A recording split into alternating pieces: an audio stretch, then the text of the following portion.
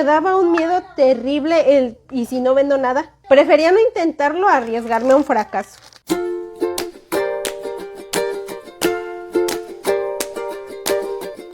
¿Alguna vez han sentido que tienen una idea pero el miedo les gana? Hoy estaba acomodando mi mesa de trabajo y encontré esto.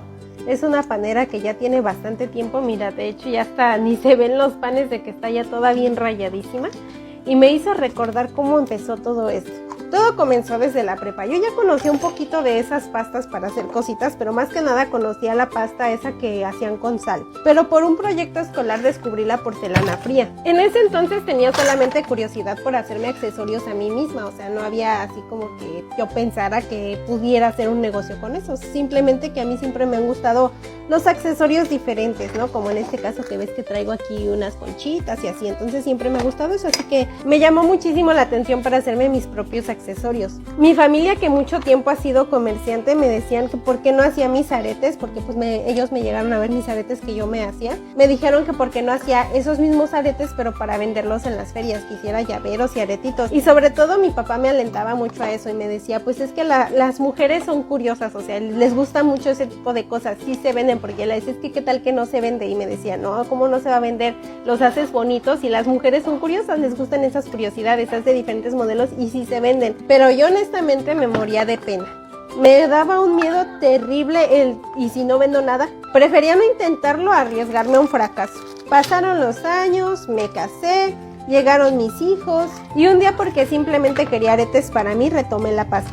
Fue ahí cuando mi esposo y un conocido de ese entonces me dijeron, ¿y por qué no haces para vender? Esa persona fue quien me hizo mi primer pedido. Tenía unos nervios terribles de que no le gustara lo que me había encargado. Me había encargado unos llaveros así de comidas y me daba un miedo que al hacérselos y al entregárselos me dijera de que pues no le gustaron o algo.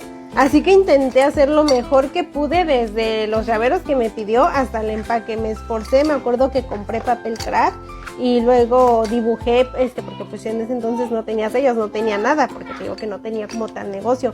Entonces con plumón o pluma, no me acuerdo, dibujé hojitas y o sea, le puse ahí mi nombre porque fue lo primero que dije, bueno, ¿y cómo se llamaría mi emprendimiento? Y ahí pensando fue cuando dije, bueno, que se llame Creaciones Pachis. ¿Y por qué Pachis? Pues porque es un apodo que mi esposo y yo teníamos en común. Ya no nos decimos así, pero en ese entonces sí, él me decía Pachi y yo le decía Pachi. Y a nuestro primer hijo decíamos que era Pachis también. Entonces por eso de ahí fue donde saqué lo de Creaciones Pachis. Y bueno, ahí con ese primer pedido de esa persona fue cuando di el primer paso ya hacia emprender esto como un negocio y no como un hobby.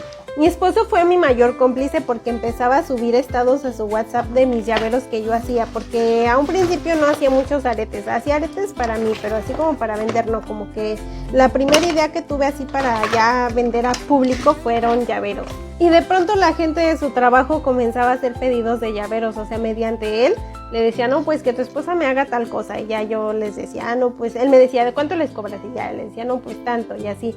Y ya empecé a hacer mis primeros llaveros, y así sin darme cuenta ese miedo se transformó en esfuerzo.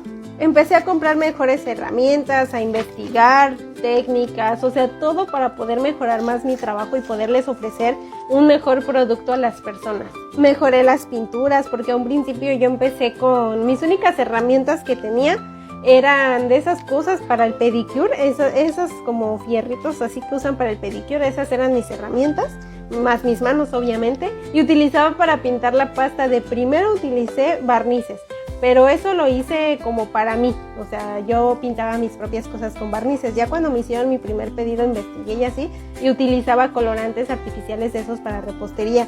Y después pues me fui investigando así cómo podía mejorar y todo eso, y pues así comprando más herramientas, más pinturas de mejor calidad. Al ver mi mesa limpia hoy no solo veo orden, veo años de aprendizaje. Este trabajo llena mi corazón porque en cada pieza dejo un pedacito de mí.